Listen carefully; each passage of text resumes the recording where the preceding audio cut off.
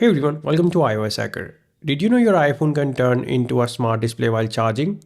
In this tutorial, I will show you how to enable standby mode on your iPhone and how to use it properly. Let's get started. Standby mode shows useful information like clock, calendar, photos, widgets, and more when your iPhone is charging and placed horizontally. Using standby mode is super easy. First, let's make sure it is enabled on your device. To do this, open the Settings app, scroll down and tap on Standby. On the next screen, make sure the toggle for standby is turned on.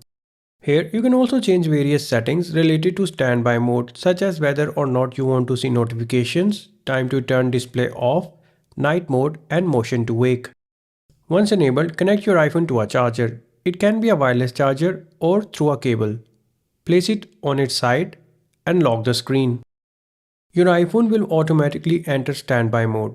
Swipe left or right to switch between widgets, clock styles, and photos.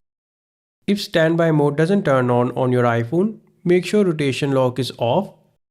Check that the iPhone is charging. Ensure standby is enabled in settings and restart your iPhone.